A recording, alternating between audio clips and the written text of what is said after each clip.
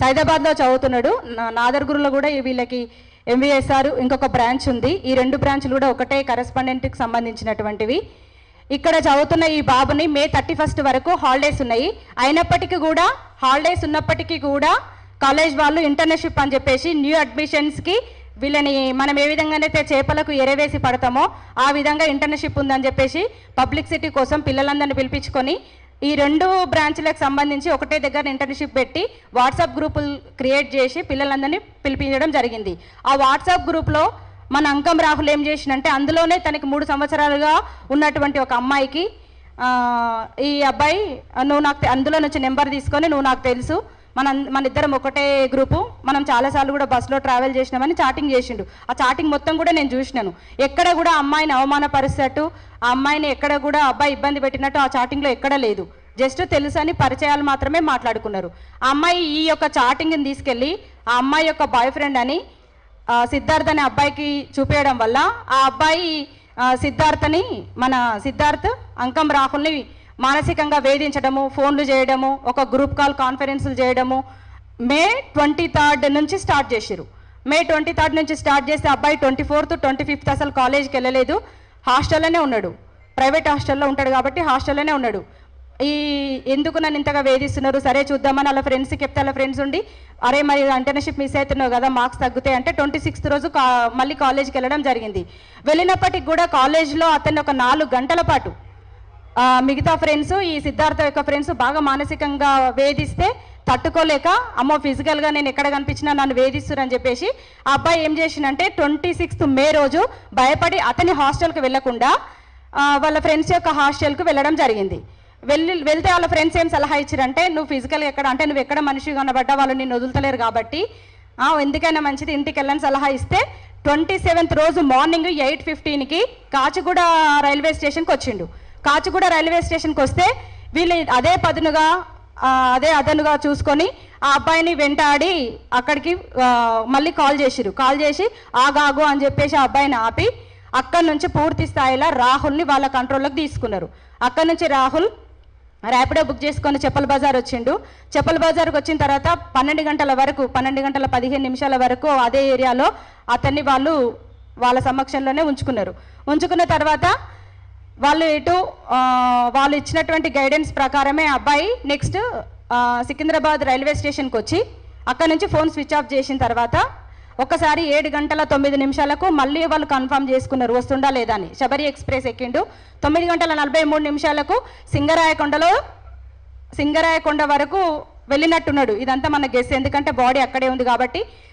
Sabari express Singarayakonda నుంచి వెళ్తుంది కాబట్టి అక్కడి నుంచి సింగరాయకొండ ఏరియాలో 3 కిలోమీటర్ల అడవి ప్రాంతంలో ఉన్న ఒక పాడుబడ్డ బావిలో దగ్గర మరి హత్య చేసిరనే మనం అనుకుంటున్నాము. ఎందుకంటే అది పెద్ద బండరాయి గట్టి ఉంది.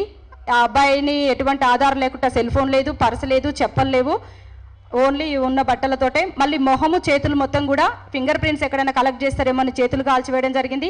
ఫేస్ కూడా మొత్తం కాల్చేసిరు. అదే మళ్ళీ కడుపు కానీ కాళ్ళు కానీ తెల్లగా ఉన్నాయి, ఫేస్ చేతులు కూడా చాలా నల్లగా బొగ్గులాగా ఉన్నవి.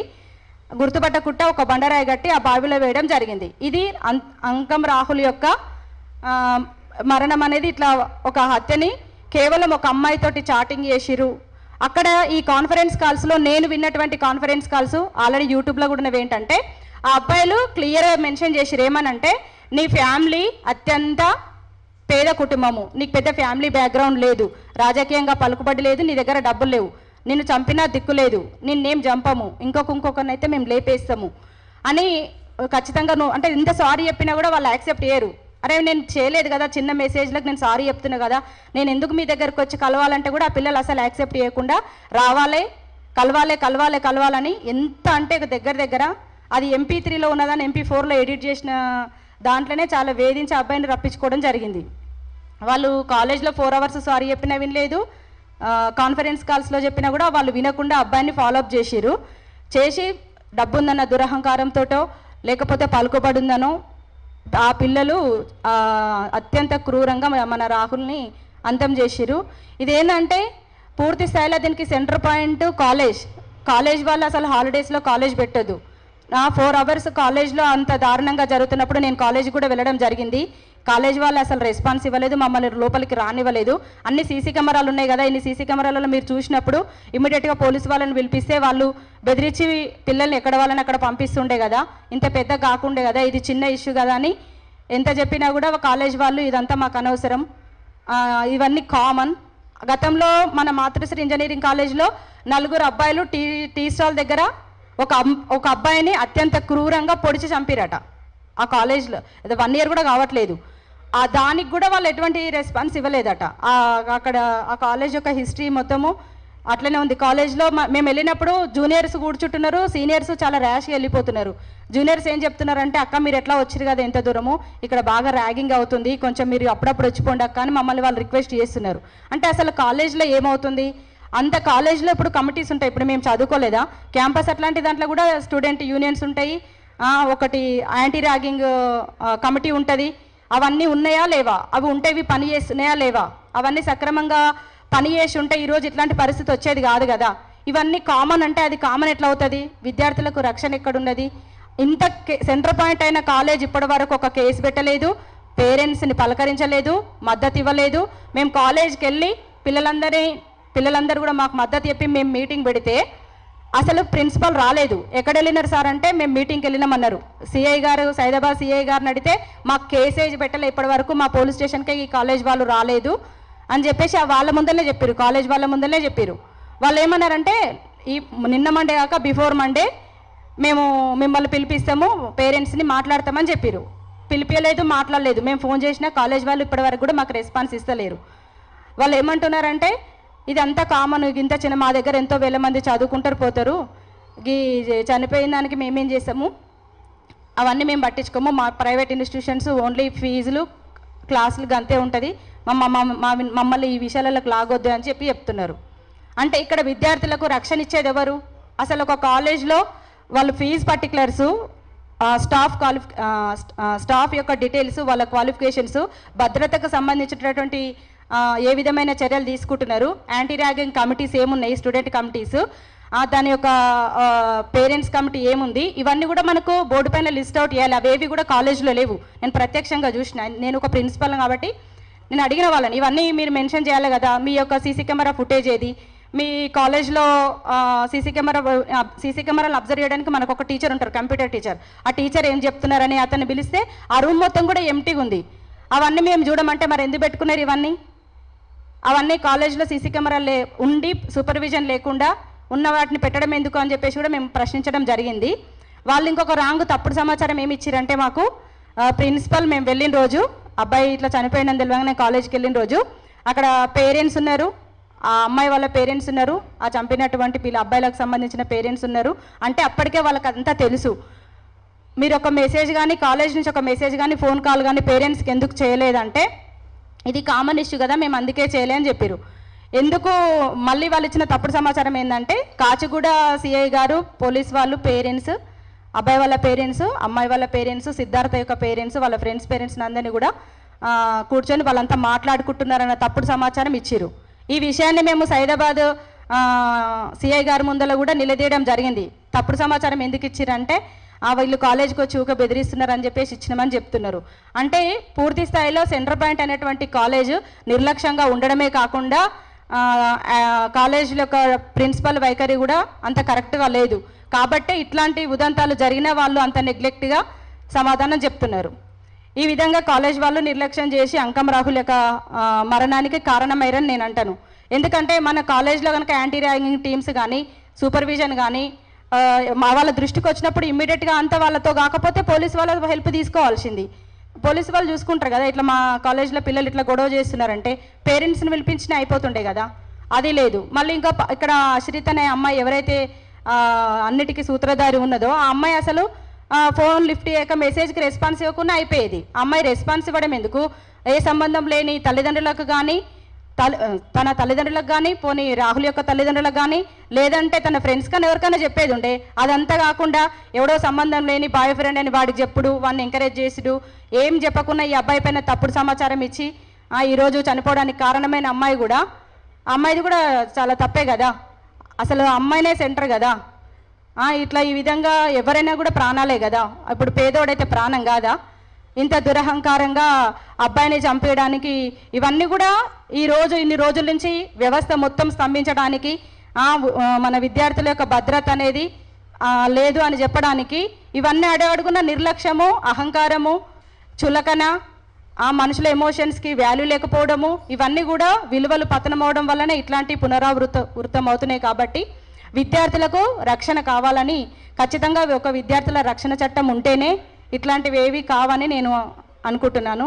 ఈ విధంగా అంకం రాహుల్ యొక్క తల్లిదండ్రులు ఇక్కడ లాస్ అయింది, తన యొక్క సర్వస్వాన్ని కోల్పోయింది. తల్లిదండ్రులు ఏం చేసినా కూడా వాళ్ళకి మనం తెచ్చివ్వలేము. కాకపోతే ఈరోజు మనం ఇక్కడ ఎంత బాధతోటి సమావేశమైన కారణం ఏంటంటే, ద్రోహులు, నిందితులు, హంతకులు వాళ్ళు దర్జాగా ఇంట్లో కూర్చున్నారు. వీళ్ళేమో వీధులు పట్టుకొని రోడ్లు వెంబడి రూపాయి ఒక దగ్గర వేసుకొని బాడీ కోసము ఆంధ్రప్రదేశ్కు తెలంగాణకు పిట్టల లెక్క తిరుగుతున్నారు. అంటే తప్పు చేసిన వాళ్ళేమో స్వేచ్ఛగా ఉన్నారు మన తెలంగాణ లోపల. ఏ అభం శుభం తెలియని చిన్న అంటే పాపం పక్క డిస్టిక్ కూడా వెళ్ళని తల్లి, ఆమె ఇంత షాక్లో ఉండి సర్వం కోల్పోయి వీధుల పాలయ్యింది. అంటే ఇంత అవుతున్నా కూడా అసలు తెలంగాణ ప్రభుత్వము పట్టించుకోవటం లేదు. విద్యా వ్యవస్థలు నిధి లెక్కనే చూస్తున్నాయి తప్ప విద్యా వ్యవస్థలు, ప్రైవేట్ విద్యా వ్యవస్థలు చేసేటువంటి ఈ అరాచకాలను పట్టించుకుంటలేవు. ఇంకొక రకంగా చెప్పాలంటే పట్టించుకోకపోవో ఎంకరేజ్ చేస్తున్నట్టే ఉంది. కొన్ని ప్రధానమైన మీడియా ఛానళ్ళు వాళ్ళు చేసిన తప్పే, నేను ఇట్లనే చెప్తా. ఎందుకంటే వాళ్ళకు ఎటువంటి ఎవిడెన్స్ లేకున్నా, ఏం తెలియకున్నా కొన్ని ఛానళ్ళు 4 నుంచి 5 ఛానళ్ళు ఈ ఇష్యూ తెలియగానే వెంటనే ఏమని ఇచ్చినాయి అంటే స్క్రోలింగ్లో అంతం రాహుల్ ఆత్మహత్య చేసుకున్నాడు, అయిపోయింది, ఈ ఉదంతం ఇక్కడితో అయిపోయింది. కనీసం క్వశ్చన్ మార్క్ పెట్టకుండా ఒక డెసిషన్ని వాళ్ళు ఫైనల్ చేసి చెప్పారు.